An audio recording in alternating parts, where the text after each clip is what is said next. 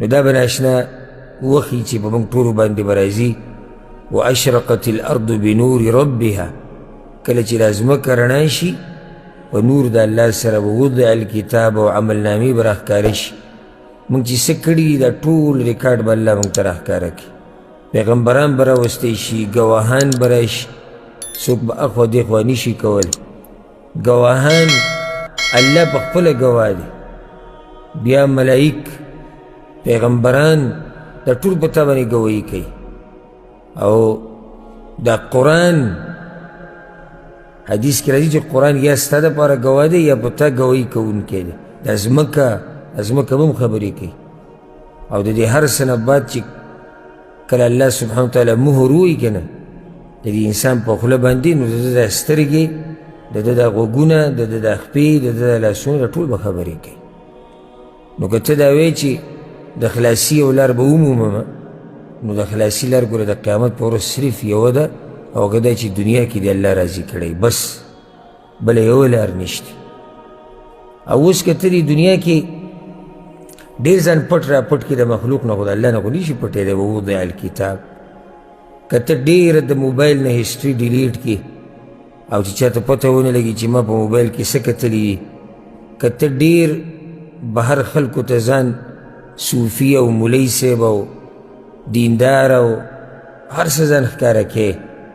خو رب العالمین علام الغیوب دی علیم بذات الصدور هغه په زړونو باندې پوه دی هغه د زړه د حال نه خبر دی یعلم خائنة الاعین د سترګو په خیانت باندې هم الله پوهېږي ولقد خلقنا الانسان ونعلم ما توسوس به نفسه الله دا نور هر څه خو پرېږده د انسانان چې د کومې خبرې په باره کې صرف سوچ کوي دا ماته معلومه چې څه خبرې باره کې سوچ کوي نو ګوره په دې کار نه کېږي که ته ظاهري زموږ نه ځان پټ کړي یا زه تاسو نه ځان پټ کړم دا ته د زړه خبره وکړم صحیح ده زه به پوه نه شم کېدای شي ته ماته ظاهره کې دینداره ښکارې او زه تا ته دینداره ښکارم خو دا ټول هر څه به د قیامت په ورځ راوځي یوم تبل السرائر الله وایي په هغه ورځ به زه رازونه راښکاره کړم د سینو هغه څه چې دننه پراته دا ټول هر څه به الله راوباسي او د الله صحیح بندګي دا ده چې ته ترې په پټه کې هم یېرېږي او په ښکاره هم یېرېږي دا بندګي د الله ده عجیبه بندګي د الله دا ده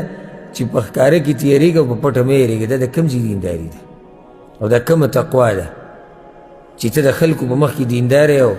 چې شپه شي او یوازې شي بیا هر څه کوه دا خو ته د الله نه نه یېرېږي دا خو ته د مخلوق نه یېرېږي یستخفون من الناس ولا یستخفون من الله وهو معهم الله وی دا منافقان ذکر کړي دي وی دوی یېرېږي او شرمیږي د خلکو نه او نه شرمیږي او نه حیا کوي د هغه الله نه چې هغه همیشه د دوی سره دی نو که ته د خلکو د یېرې نه دینداري کوې او د حیا د لاسه نو دا دینداري د الله دپاره بیا نه ده دا خو ځان سره جیب کې ساته فایده دلم نه درکوي بلکې الټه د نقصان سبب ګرځي چې کله د الله تپوس کې قیامت پورې چې بنده زما د ولې حیا نه کوله چې د مخلوق نه یې کوله نو وضع الکتاب دا به ناشنا منظري چې کله دا کتاب راوړی شي او پیغمبران راشي او ګواهان راشي نو خبره مې دې پورې کوله چې په هغه ورځ د خلاصي لار هغه صرف یوه ده چې الله دنه راځي او چې الله دنه راځي نه وي نو یوه لار هم د خلاصي نشته یوه لار هغه د خلاصي د قیامت په ورځ د بغیر د الله د رضا کولو نه هغه بله لار نشته نو دوه شپېلۍ شو او حدیث کې داسې راځي پیغمبر صلی الله علیه وسلم وی قیامت ته به نږدې یبقى شرار الناس في خفة الطير وأحلام السباع لا يعرفون معروفا ولا ينكرون منكرا قیامت ته به نږدې داسې خلک پاتې شي چې هغوی به د څاروو او د ځناورو په شاني نه به صحیح خبره پیژني نه به غلطه پیژني نه به روا پیژني نه به ناروا پیژني او د ناروا رد به هم نه کوي بلکې ناروا به ورته ښه ښکاري د خلکو نه به داسې څاروي او ځناور جوړ شوي او شیطان به په ځان پسې روان کړي پیغمبر صلی الله علیه وسلم ورته وی شیطان به ورته وي ته زما خبره نه منې دوی به ورته وي چې ته موږ ته څه فما تأمرنا ولې موږ څه وکړو وی فیأمرهم بعبادة الاوثان هغه به ورته د بوتانو د بندګۍ دعوت ورکړي نو دوی به په دغه بېدینۍ کې او هم په دقه نافرمانیانو کې پراته چې پیغمبر صلی الله علیه وسلم ینفخ فی الصور نو شپېلۍ به وویلی شي یا دې شپېلۍ کې به پوکې وکړی شي. اولنی کس چې د اسرافیل علیه السلام د شپېلۍ د اواز اوري به رجل یلوط حوض ابله چې هغه به د خپلو اوښانو دپاره د اوبو یو حوض برابرۍ لګیا وي او په هغه باندې به دا اواز ولګي نو دی به بېهوشه شي مرګ به پرې راشي ویصعق الناس او بیا به یې ټولو خلکو باندې دغه بېهوشي او مرګ راشي. دا حدیث امام مسلم راوړی دی او سبحان الله دا به داسې اچانک کېږي دا هر څه. الله وایي ما ينظرون إلا صيحة واحدة تأخذهم وهم يخصمون. الله وایي دوی انتظار نه کوي مګر د یوې چغې هغه چغه به دوی داسې اچانک رانیسي که نه چې دوی به لګیا د یو بل سره به مبارزې کوي بحثونه به کوي او دا چغه به پرې راشي فلا يستطيعون توصية ولا إلى أهلهم يرجعون. نو دومره وخت به ورته میلاو نشي چې وصیت وکړي اکدم به د دې سره په دوی باندې مرګ او بېهوشي او ګبراهټ راځي د وصیت ټیم به هم نه چې دوی څو خبرې وکړي ولا إلى أهلهم يرجعون نه به ورسره دومره ټیم وي چې دوی خپل کور ته واپس راشي. الله وی مخکې ونفخ في الصور فإذا هم من الأجداث إلى ربهم ينسلون. او بیا به په شپېلۍ کې پوکې وکړی شي نو دوی به د قبرونو نه ټول راپاسې خپل رب طرف ته به روان. دا آیت کوم صورت کې دی؟ سورت یاسین کې دی. فإذا هم من الأجداث إلى ربهم ينسلون.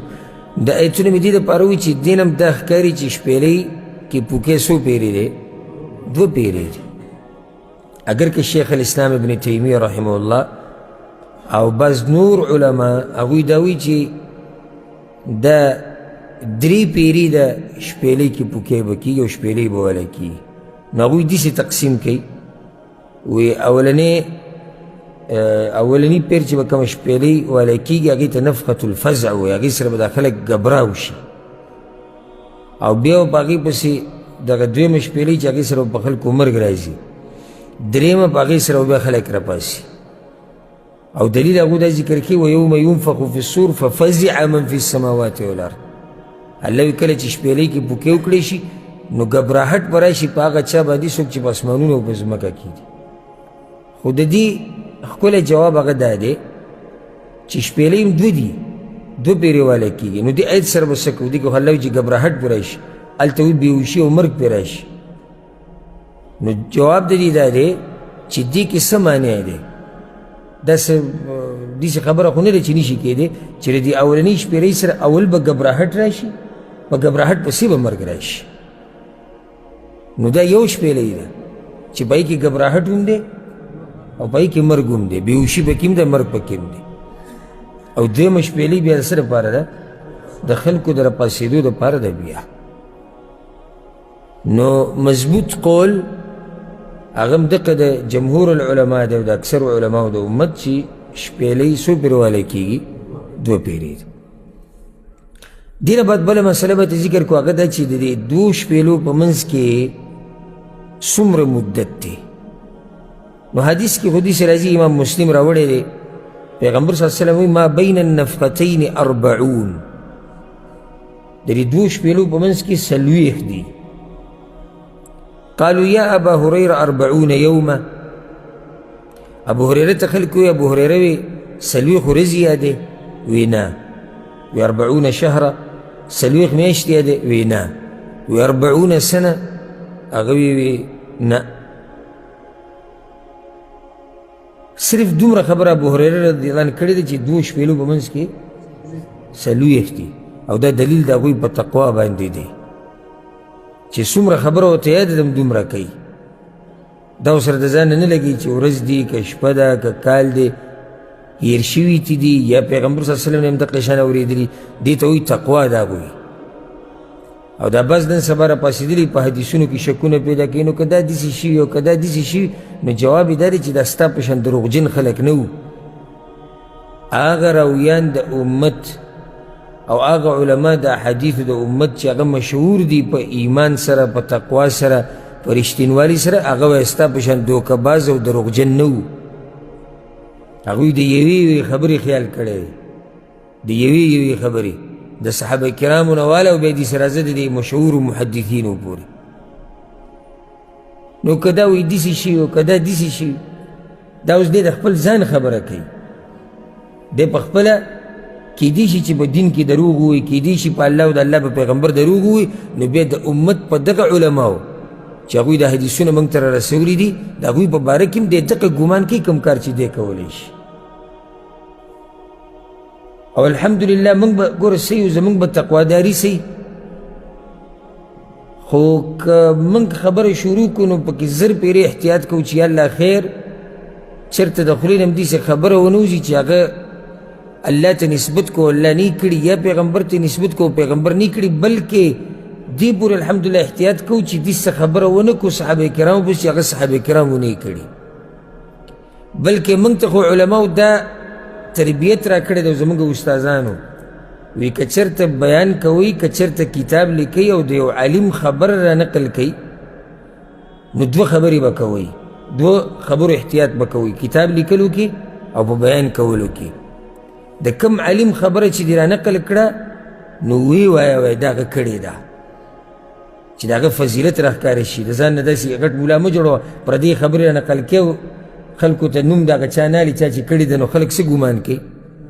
چې دا دی لګیا دی. نو یو خو هغه سړي ته نسبت کوه چې د هغه فضیلت او علم راښکاره شي. اوس نن سبا زموږ په دې ملکونو کې بل کار شروع شوی ده او افسوس خبره ده چې بعض مولیان پکې واقع دي او هغه څه کار دی لکه اوس د عربو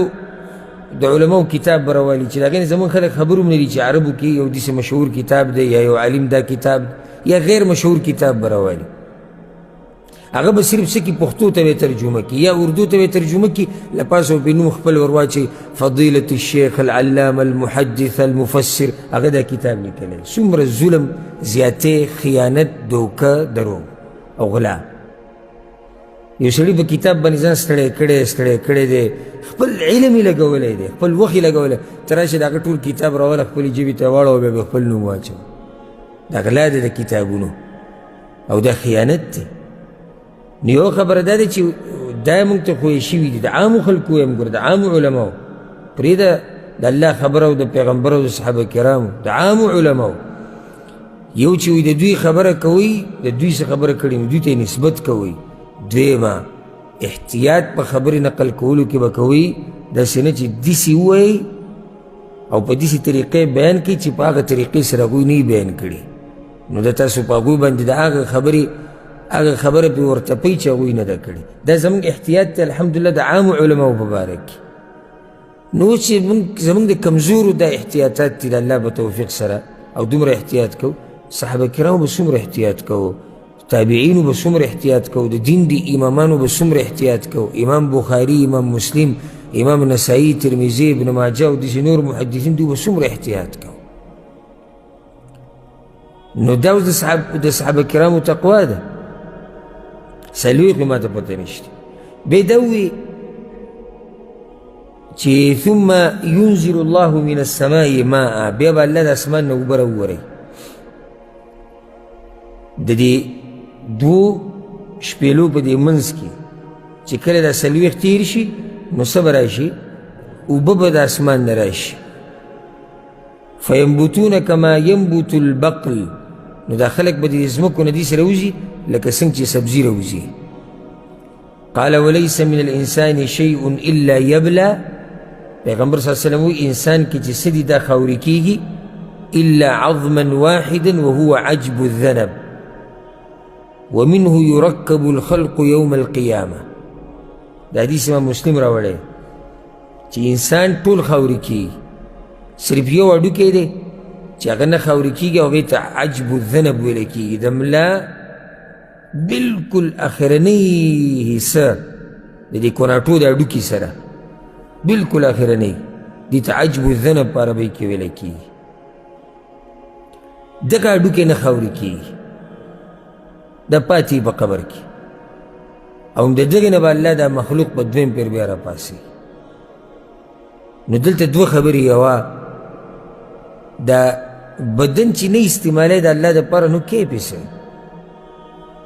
زمونږ یو ملګري وی زمونږ یو استاذ به مونږ ته کله سبق وی نو وی د هغه په قارېدو کې یو ډېره ښایسته خبره به یې کوله. وی دا خبره به یې سړي ته کوله، وی دا بدن، دا غوښې او دا غټ پټ ځان دا تا د چینجولو د قبر له ساتلی که څه کار خو تې واله که نه. نو یو نیم سړي دا بدن د دنیا دپاره ساتلی چې په دې به صرف مزدوریانې کوم او په دې به د دنیا عیش عشرتونه کوم او اخره کې به څه له ویسم چینجوله. اخره کې به چینجي ماړی شي او ماران او لړمانان او دا به ماړی شي. ښه نو د الله دپاره ولې نه استعمالوي؟ دا خو هسې هم خاورې کېږي. په دې کوم ښایست چې ته که چېرته دوکه شوی چې زه ښایسته یم، دا ته ورشه دې قبر له او یو څو ورځې بعد ته وینې چې دې مړي سره سهل کېږي. او که په دې چې ځوان یم او بدن مې غټ دی، نو د عادیانو سمودیانو د هغوی قصې به ته اورېدلي چې هغه څنګه قومونه وو، هغه هم الله د خاورو سره خاورې کړي دي. نو دا بدن دا ګوره هسې هم خاورې کېږي، که ته یې غواړې او که ته نه غواړې دا خاورې کېږي. نو هسې چینجوله مه ساته مړه، او هسې د خاورو له مه ساته، کار تې واله. الله پې راضي که، الله ته پې نږدې شه.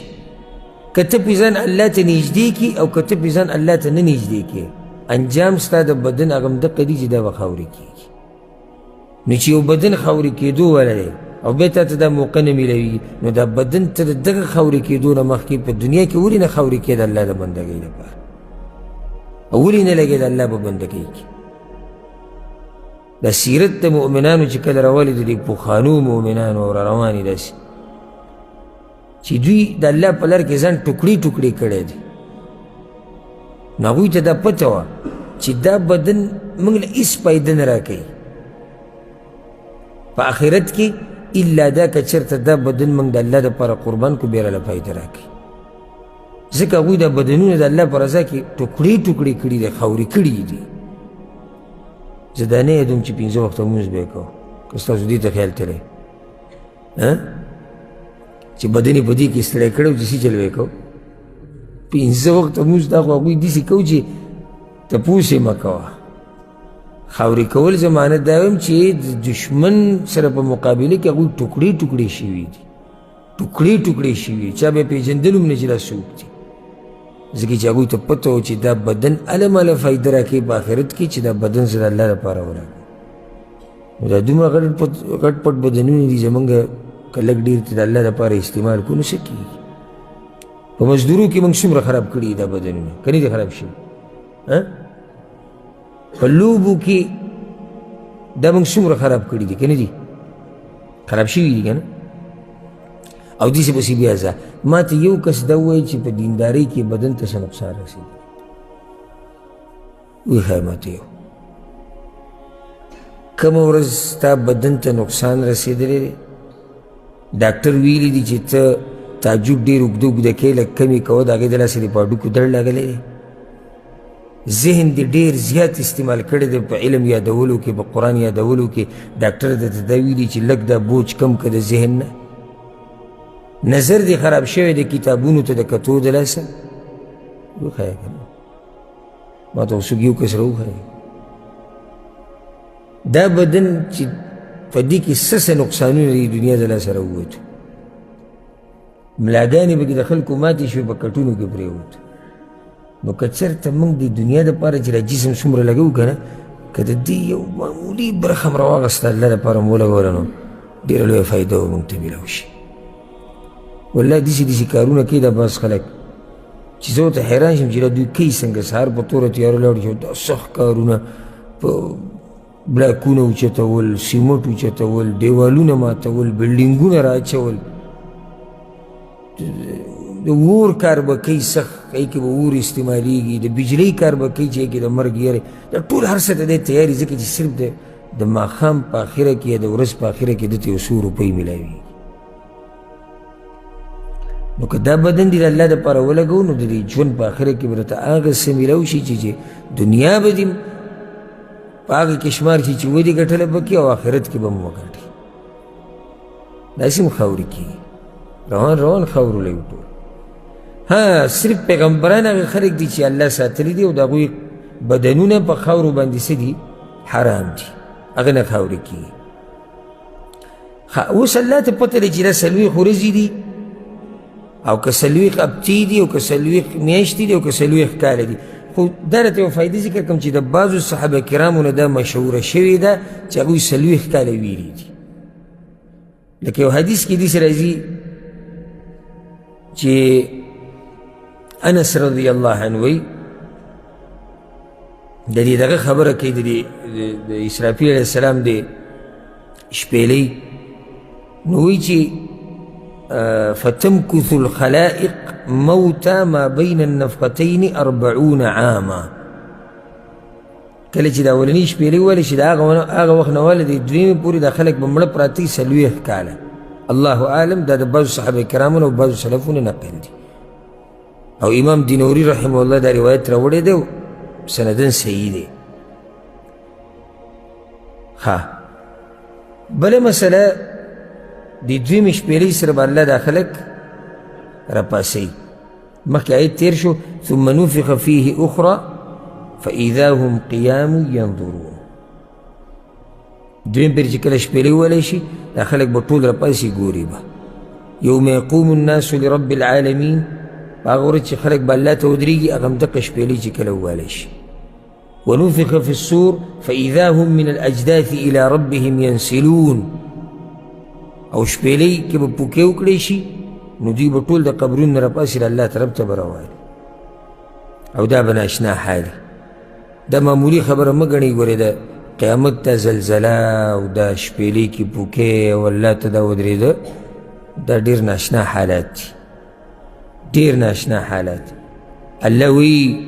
واستمع يوم ينادي المناد من مكان قريب کله چې به آواز کوونکی آواز وکړي د نږدې ځای نه شپېلۍ به وویلی شي واستمع يوم ينادي المناد من مكان قريب يوم يسمعون الصيحة بالحق ذلك يوم الخروج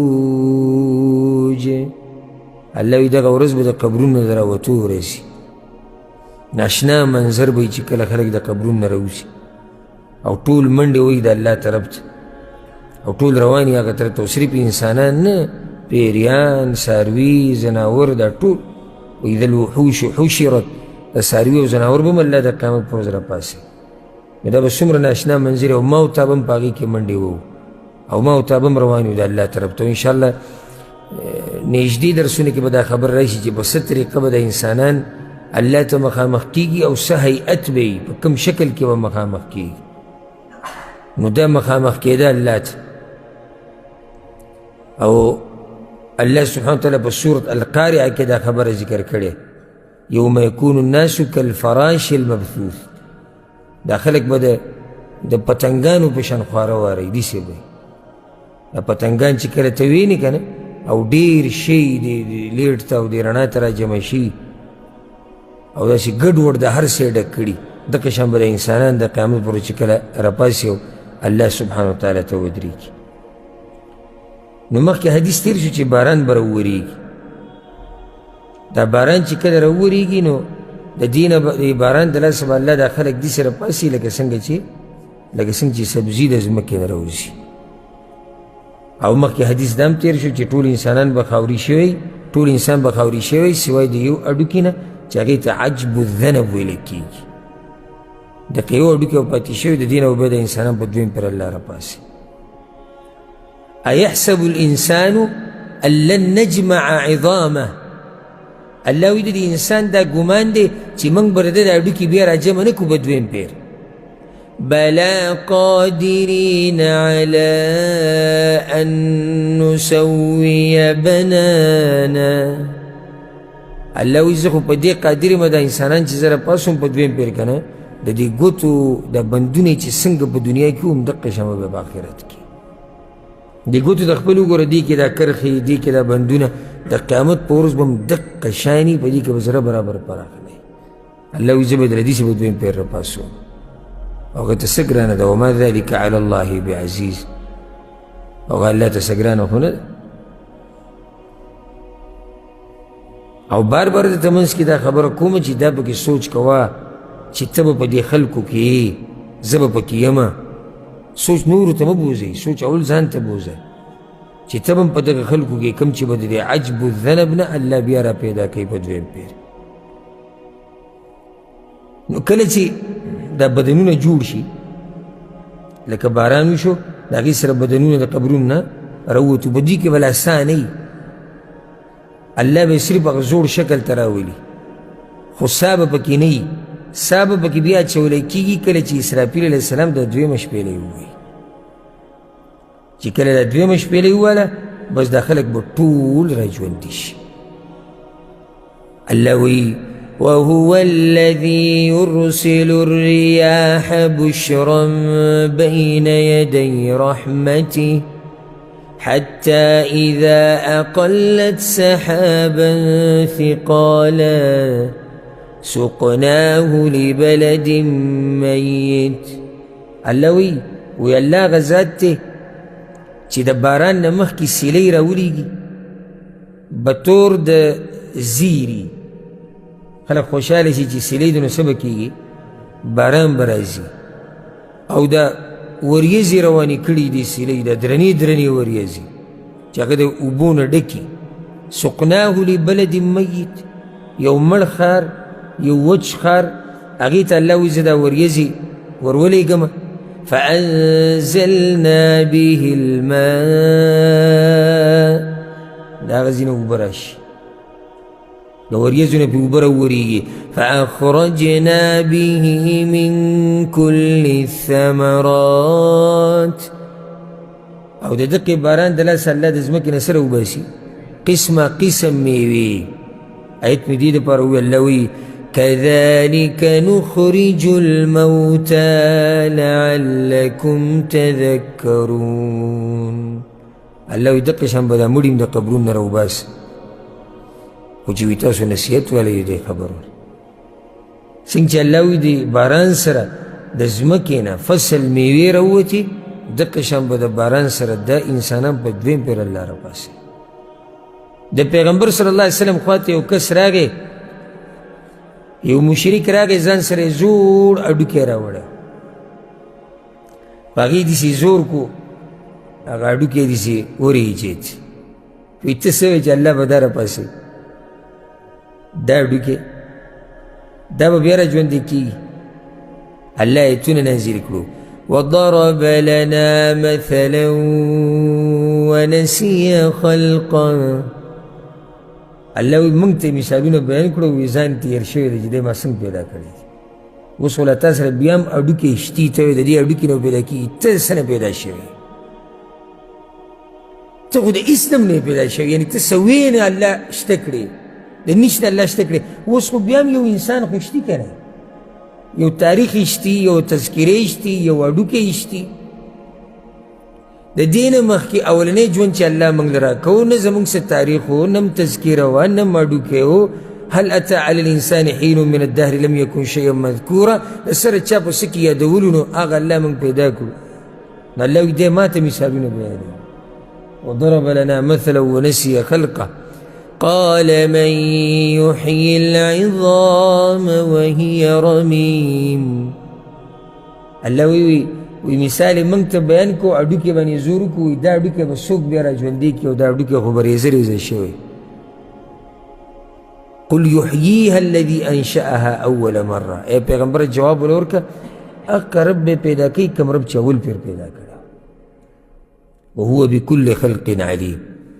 کوم رب چې اول پیر د انسان پیدا کړی دی هماغه رب به په دویم پیر پیدا کړي. دې کې اوس ګرانه خو نشته. حالانکه زمونږ د انسانانو په قانون کې په دویم پیر یو شی جوړول د اولني نه اسان دي. اگر که الله ته اسان ګران نشته، الله ته ټول کارونه اسان دي. نو ځکه الله وایي افعینا بالخلق الاول بل هم في لبس من خلق جديد. الله وی دوی په اول پیر مني چې ما پیدا کړي د کافران مشرکان دوی مني چې موږ الله پیدا کړي دا دویم پیر یې نه مني چې په دویم پیر به م راپاسوي نو الله وی افعینا بالخلق الاول ولې په دې اول پیر پیدا کولو سره زه ستړی شوی یم زه ستړی شوی خو نه یم چې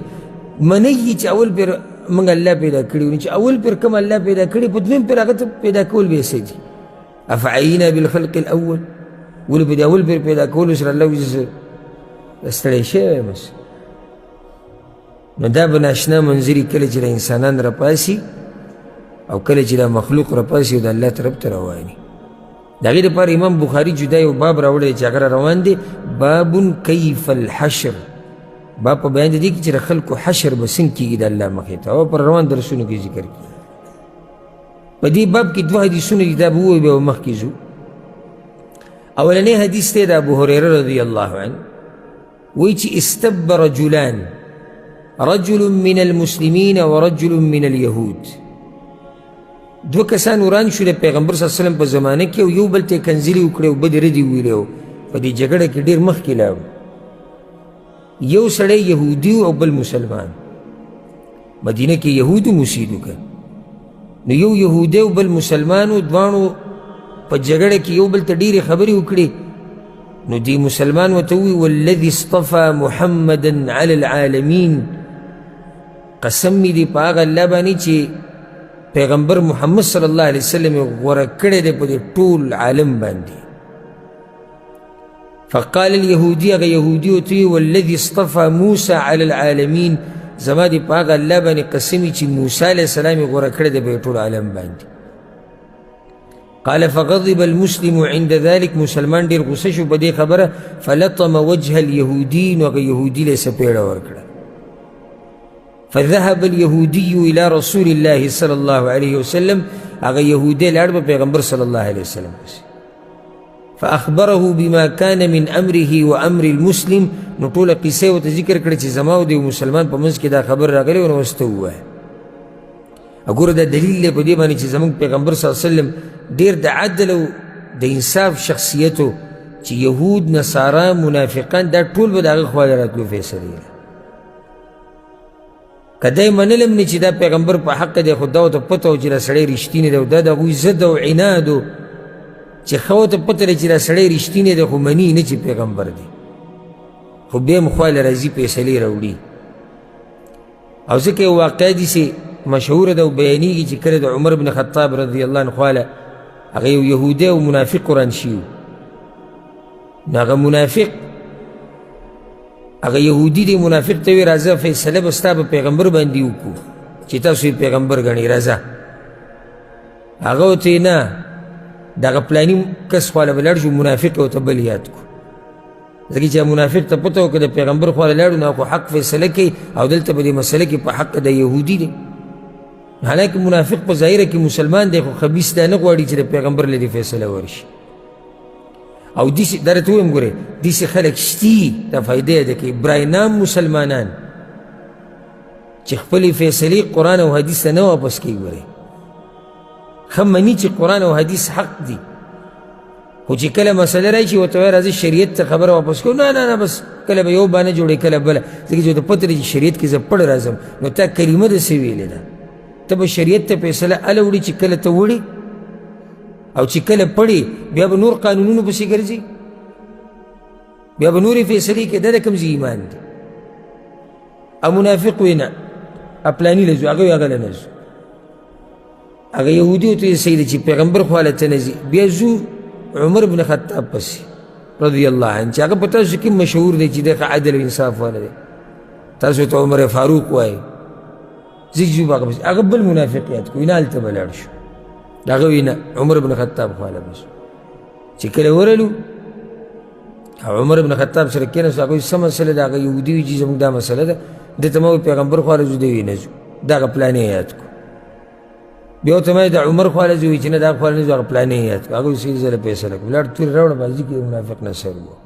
وایي دا مسلمان نه دی چې پیغمبر له مسله نه وړي د په ظاهره کې صرف موږ ته اسلام ښیي دا مسلمان نه دی د پیغمبر په مقابله کې منافقان ذکر کوي اوس دې کې د یهودي ته وګوره لاړ په چا پسې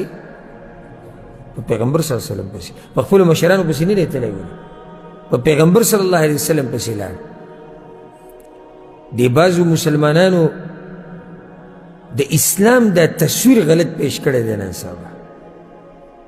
پوه نه دي د اسلام نه، پوه نه دي په قرآن او په حدیث باندې ولګیا د اسلام وکالت به کوي، نو تصویر غلط پیش کړی دی. زمونږ دین خدا دی، زمونږ پیغمبر دا دی چې یهود به هم د هغه خوا له تلو فیصله به یې وله وړه. او کله چې د هجرت قصه موږ ذکر کوله او پیغمبر صلی الله علیه وسلم هجرت کو، نو د هغه سره امانات یا امانتونه پراته وو د چا؟ د مشرکانو سره. د دې چې په منځ کې دشمني روانه ده، ګورئ ښه، 30 کاله دشمني روانه ده او سره د دشمنۍ امانتونه به چا سره ایښودي؟ د پیغمبر صلی الله علیه وسلم سره. زه تاسو ته دا وایم چې د دې نه بر امانتداري زه تاسو ته څه بیان کوم چې د یو سړي سره د دشمني او تاسو سره بیا هم پیسې ږدي، نو دی څومره امین انسان دی، څومره امانتګر دی. یهودي خپله خبره وکړه، پیغمبر صلی الله علیه وسلم بیا هغوی ته دا نصیحت وکړو، وی اولنی خبره دا ده چې لا تخیروني علی موسی، مسلمانانو ته دا ووایي چې تاسو ما په موسی علیه السلام مه غوره کوئ. اوس دلته زړه ته یو سوال راځي چې دا خو یقیني ده چې پیغمبر صلی الله علیه وسلم د موسی علیه السلام نه څه دی؟ غوره دی که نه دی؟ دی. نو څنګه پیغمبر صلی الله علیه وسلم وایي چې ما د موسی علیه السلام نه مه غوره کوئ؟ د دې یو څو جوابونه. اولنی جواب یې دا دی چې لا د دغه وخته پورې پیغمبر صلی الله علیه وسلم ته دا وحي نه وه شوي چې ته غوره یې د موسی علیه السلام نه. یو جواب یې دا دی. بل مشهور جواب یې دا دی، دا د پیغمبر صلی الله علیه وسلم عجزي ده. پیغمبر چې غوره دی خو دا د هغه عجزي ده، وایي ما پې مه غوره کوئ. دریم جواب یې دا دی چې پیغمبر صلی الله علیه وسلم وایي چې داسې غوره کول مه کوئ چې خبره ته جنګ جګړو ته وځي. که زه د موسی علیه السلام نه غوره یم، خو صحیح دی چې غوره یم، خو داسې به تاسو نه بیانوئ دا خبره چې خبره جګړې ته وځي.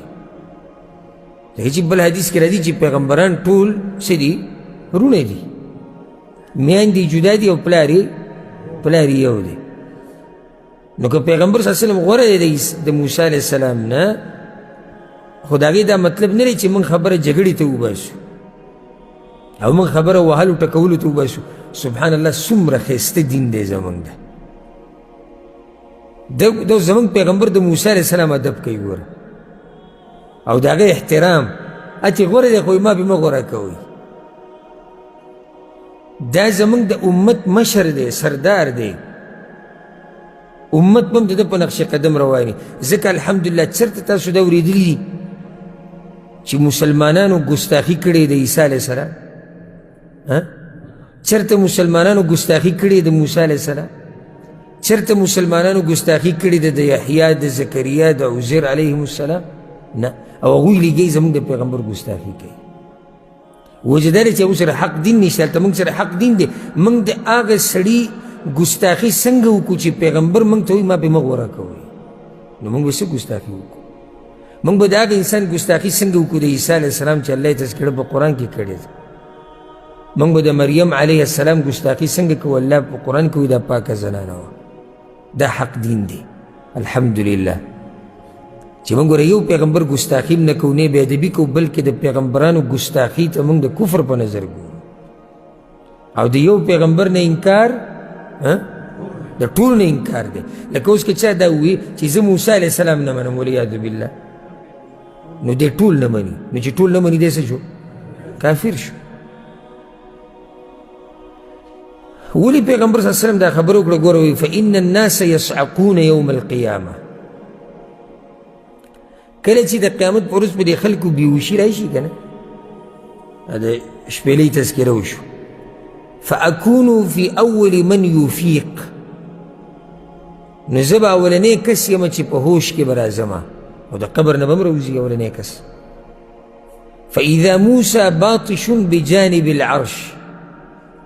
نو چې زه وګورم موسی علیه السلام به د عرش غاړه نیولي ولاړ به وي. فلا أدري أكان موسى في من صعق فأفاق قبلي أو كان ممن استثنى الله. اوس دا ما ته پته نشتی چې موسی علیه السلام باندې بېهوشي راغلې وه زمانه مخکې په هوش کې راغلی دی که نه دی په هغه کسانو کې دی چې قرآن کې الله وي چې الا من شاء الله مګر هغه څوک چې الله وغواړي نو په هغو کې یو موسی علیه السلام دی چې په ده باندې دغه بېهوشي نه ده راغلې. اوس وی دا ما ته پته نشتی. دیز کې یو اهمه خبره پیغمبر سره علم الغیب نشتی. دا پې ښکلی دلیل دی ځکه چې ما ته دا پته نشتی چې موسی علیه السلام باندې بېهوشي راغلی د زمانه مخکې په هوش کې راغلی دی که نه په ده باندې د سره بېهوشي نه ده راغلې. اوس دا وی ما ته پته نشتی. بعضو علماو دا جواب ذکر کړی دی چې په موسی علیه السلام باندې د بېهوشي ولې نه ده راغلې. یو پیره پې په دنیا کې راغلې ده او یا به لکه څنګه چې پیغمبر وایي چې بېهوشي پې راغلې ده خو د پیغمبر نه مخکې په هوش کې راغلی دی نو د الله د عرش سره به ولاړي. دې کې امام بخاري د شپېلۍ ته اشاره وکړه چې په هغې سره به خلک بېهوشه کېږي. دا دویم حدیث هم په دقه معنې سره دی. دا هم د ابوهریره رضی الله عنه دی. پیغمبر صلی الله علیه وسلم وایي یصعق الناس حین یصعقون. کله چې په خلکو باندې بېهوشي راشي ټول به بېهوشه شي. فأكون أول من قام نزبا ولني كسم جرب أسم فإذا موسى آخذ بالعرش موسى عليه السلام بدا عرش بخواك ولاري فما أدري أكان في من صعق وزداما دا پتنشتي چي بدباني بيوشي راغلي دا وكنا راغلي. دي باب كم دا غدوه حدیثونو نور دا شپیلی ببارك خط تفصیل تیر شوه دي چي آغتا سو آوریدو. دا غين بعد امام بخاري باب راوڑه دي باب يقبض الله الارض يوم القيامه. باب په بیان د دې خبره کې چې د قیامت په ورځ به الله د ځمکه ټوله په خپل موټي کې راتاو کی. يقبض الله الارض يوم القيامه د قیامت په ورځ به رب العالمین د ځمکه سکی ټوله به په خپل موټي کې راټوله کی. او دی خبری تا اللہ اشاره په قرآن کی کړی ده. سوی رب العالمین وما قدر الله حق قدره. الله وی دی خلکو د الله دیسې قدر نه دی کړی لکه څنګه چې پکار او د الله ګیله ده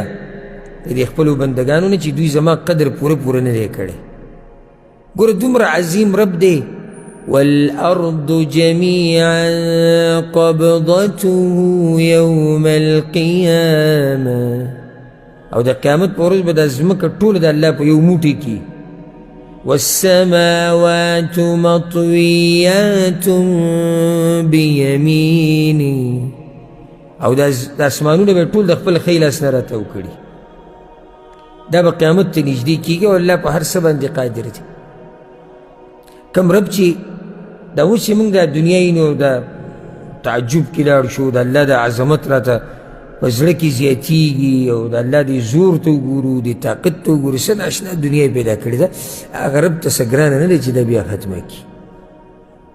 او هغه رب ته دا څه ګرانه نه دی چې هغه دا ټول په یو موټي کې راتاو کړي. حدیث کې راځي چې الله سبحانه وتعالی به دا ونې په یو ګوته کې کړي او دا انسانان او مخلوق په بله ګوته کې او دا اوبه او دا خاوره په بله ګوته کې او ځمکې او اسمانونه او بیا به الله داسې وخوځي وي انا الملک زه باچا یم چې شروع دنیا هغه باچایان ټول. امام بخاري اوس دې ته اشاره کوي. مخکې د شپېلۍ تذکره ذکر کړه ده د هغې سره دا خبره مناسب ده. د قیامت یو حال بیانوي چې د قیامت په حالاتو کې یو حال دا دی چې الله رب العزت به دا ځمکه په یو موټي کې راټوله کړي